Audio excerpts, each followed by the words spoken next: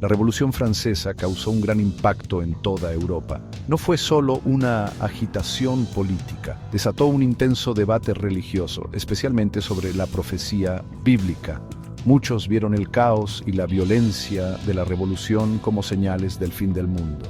Recurrieron a la Biblia, específicamente a los libros de Daniel y Apocalipsis, en busca de respuestas.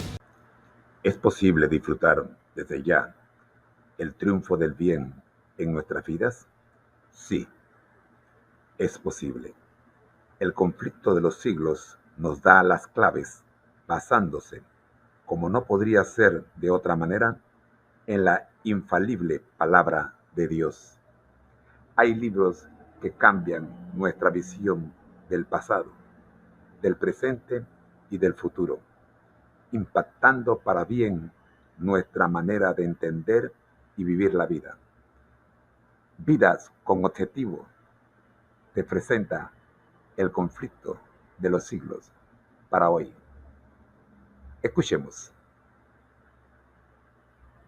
Esta es una serie con 180 vídeos con la cual estamos celebrando los 180 años de inicio del juicio investigador en el santuario celestial. Temed a Dios, y dadle gloria, porque la hora de su juicio ha llegado, y adorad a aquel que hizo el cielo y la tierra, el mar y las fuentes de las aguas.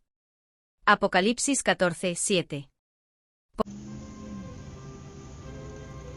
El siglo XVI en Europa fue una época de grandes cambios. En Alemania, un monje llamado Martín Lutero desafió la autoridad del Papa y de la Iglesia Católica. Las críticas de Lutero, clavadas en la puerta de la iglesia en Wittenberg, iniciaron una revolución religiosa. Sus ideas, especialmente su énfasis en la salvación por la gracia solo a través de la fe, resonaron con muchos. Mientras tanto, en Suiza, reformadores como Ulrico Zwinglio se hicieron eco del llamado de Lutero a la reforma, desafiando aún más el orden establecido. Los vientos de cambio, llevando las semillas de la reforma, pronto cruzaron el Rin y llegaron a Francia. En el corazón intelectual de Francia, en la Universidad de París, un renombrado erudito llamado Jacques Lefebvre d'Étaples estaba experimentando un profundo cambio en su comprensión del cristianismo. Lefebvre, un hombre de profunda fe y rigurosa erudición, había dedicado su vida al estudio de las Escrituras y los escritos de los primeros padres de la Iglesia. A medida que profundizaba en los textos antiguos, comenzó a notar discrepancias entre las enseñanzas de la Iglesia y la pureza del mensaje del Evangelio. Inicialmente, estas discrepancias lo perturbaron, sacudiendo los cimientos mismos de sus creencias. Luchó con el peso de sus descubrimientos, dividido entre su lealtad a la Iglesia y su compromiso con la verdad. La lucha interna de Lefebvre lo llevó a un viaje de redescubrimiento del mensaje central de la Biblia. Comparó meticulosamente la Vulgata latina, la traducción oficial de la Biblia de la Iglesia, con los textos originales en griego y hebreo. La claridad de las Escrituras, particularmente el énfasis en el sacrificio de Cristo, como la única fuente de salvación, lo impactó con la fuerza de una revelación. Lefebvre comenzó a abogar por un regreso a la simplicidad del mensaje del Evangelio, enfatizando la fe en Cristo como el único camino a la salvación.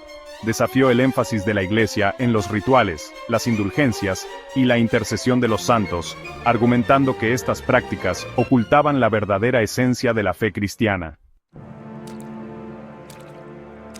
Las enseñanzas de Lefebvre, aunque inicialmente confinadas a los círculos académicos, pronto encontraron terreno fértil entre estudiantes e intelectuales hambrientos de autenticidad espiritual.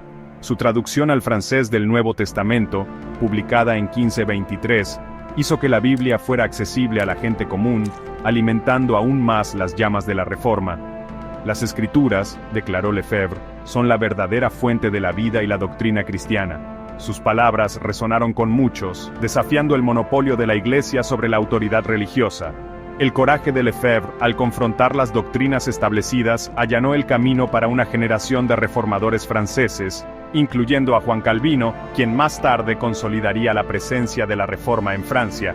Aunque enfrentó oposición y censura, el legado de Lefebvre pervivió, y su trabajo sentó las bases para un movimiento que cambiaría para siempre el panorama religioso de Francia.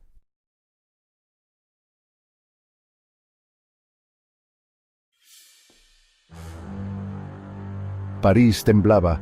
El miedo, como una plaga, se extendía por las calles estrechas. El rey Francisco I, influenciado por hombres poderosos, desató una tormenta contra los luteranos. Susurros de nuevas doctrinas, susurros de desafío contra las viejas costumbres, llegaron a oídos del rey. Juró aplastar esta herejía, hacer de París una ciudad purificada por el fuego. La Sorbona, esa antigua guardiana de la fe, rugió su aprobación. Desde sus sagrados salones llegaron pronunciamientos llenos de fuego y azufre.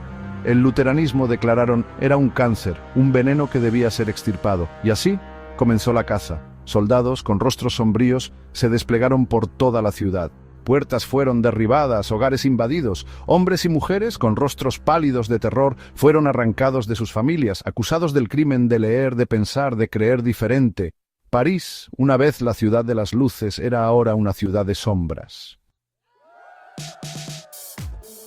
Atrás quedaron los días del debate abierto, de las animadas discusiones en los mercados. Los pronunciamientos de la Sorbona habían silenciado toda disidencia. La gente hablaba en voz baja, con palabras cautelosas, sus ojos mirando nerviosamente a su alrededor. La confianza se evaporó, reemplazada por una escalofriante sospecha. Los vecinos miraban a los vecinos con desconfianza. Los viejos amigos evitaban la mirada del otro. El aire mismo parecía denso con acusaciones no pronunciadas. El miedo tenía una forma de convertir incluso las acciones más inocentes en signos de culpa. Un comentario casual, un libro escondido demasiado rápido, una oración susurrada, todo podía ser malinterpretado, convertido en evidencia de herejía. Los luteranos de París se vieron obligados a la clandestinidad.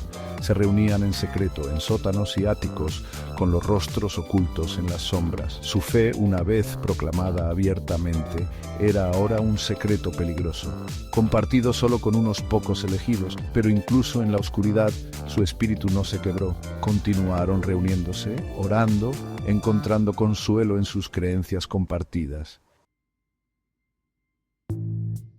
Entre los luteranos había un joven artesano, un hombre de fe simple y profundas convicciones. Era respetado por sus compañeros, admirado por su silenciosa piedad. Pero este hombre, su nombre ahora perdido para la historia, albergaba un oscuro secreto. Era un informante, una herramienta en manos de las autoridades. Impulsado por el miedo, por la promesa de una recompensa, o quizás por un retorcido sentido del deber, traicionó a sus compañeros creyentes. Susurró nombres, reveló lugares de reunión, entregó copias de textos prohibidos. Sus acciones, envueltas en la oscuridad, tuvieron consecuencias devastadoras.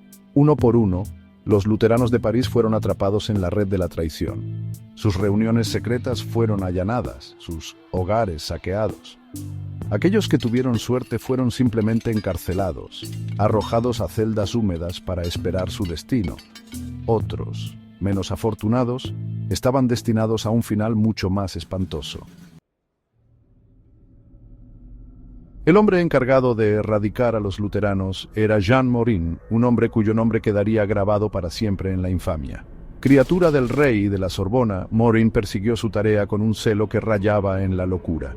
Sus métodos eran brutales, sus interrogatorios despiadados. Morin, disfrutando de su papel como salvador de la ciudad, ideó un espectáculo de humillación pública. Hizo desfilar a los acusados por las calles de París, una lúgubre procesión diseñada para infundir miedo en los corazones de la población. Atados y amordazados, con los rostros pálidos y demacrados, los luteranos eran conducidos por las calles empedradas. Las multitudes, enardecidas por el miedo y el fervor religioso, lanzaban insultos y basura a los condenados.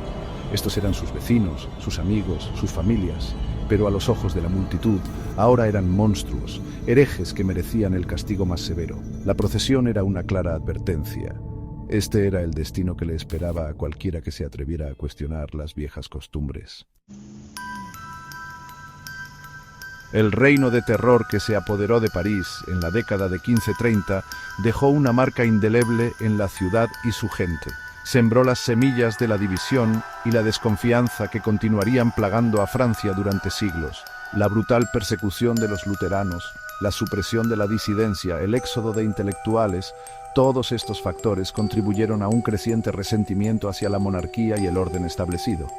El recuerdo de los mártires, su coraje frente a la muerte, sirvió como un grito de guerra para aquellos que anhelaban una sociedad más justa y equitativa. Muchos, temiendo por sus vidas y sus medios de subsistencia, optaron por huir.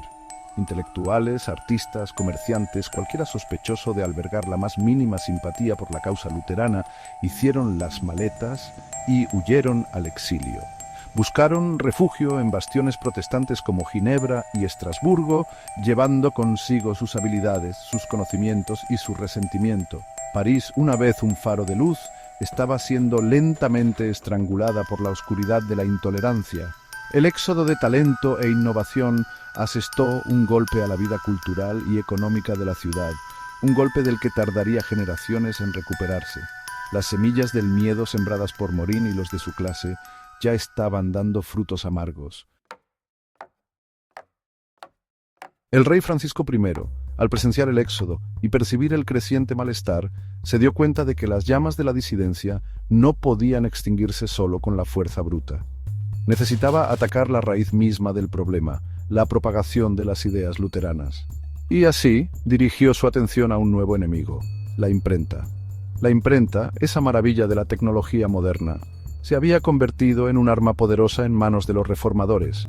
Les permitía difundir sus ideas por todas partes, sin pasar por los guardianes tradicionales del conocimiento.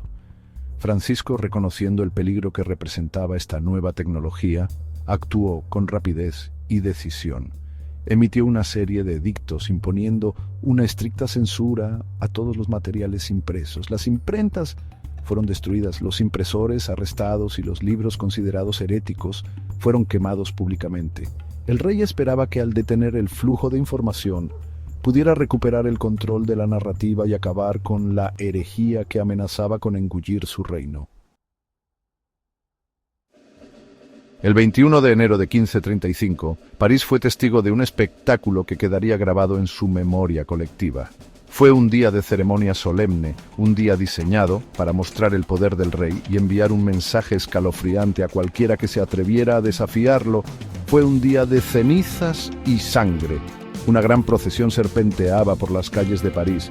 A la cabeza cabalgaba el rey Francisco I, resplandeciente con sus mejores galas.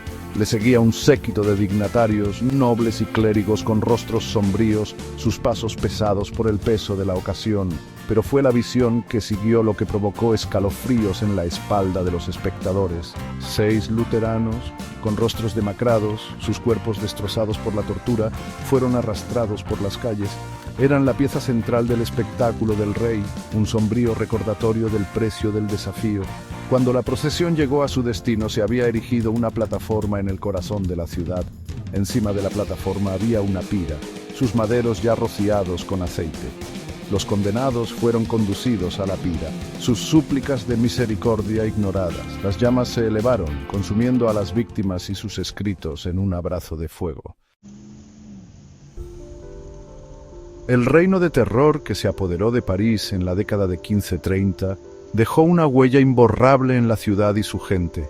Sembró las semillas de la división y la desconfianza que continuarían plagando a Francia durante los siglos venideros.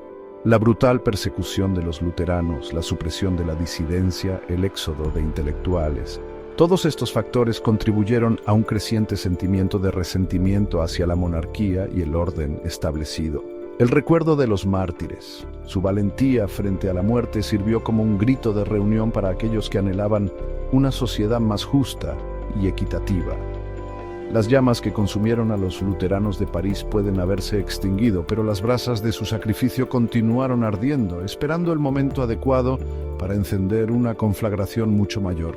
La Revolución Francesa, cuando finalmente estalló en 1789, fue la culminación de siglos de descontento latente, alimentado en parte por la persecución religiosa del siglo XVI. Los gritos de libertad, igualdad, fraternidad que resonaron por las calles de París fueron, en cierto sentido, los ecos de las oraciones susurradas por aquellos que se habían atrevido a creer en un futuro diferente.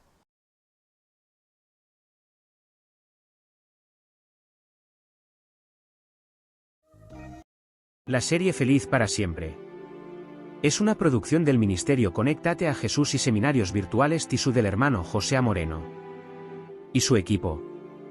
Para seminarios y conferencias solicite una cita en los comentarios. Con gusto lo agendamos de manera gratuita. Bendiciones. Correo electrónico. En pantalla. conectatejm@gmail.com. This is a series of 180 videos commemorating the entrance of our Lord Jesus Christ into the most holy place, in the heavenly sanctuary, beginning the investigative judgment by Brother Jose Moreno. From the ministry, connect with you for your comments. We hope you will join us for our next program. For comments, write to us at the email address that appears on the screen. Blessings. To be continued. This series will continue. To be continued. This series will continue.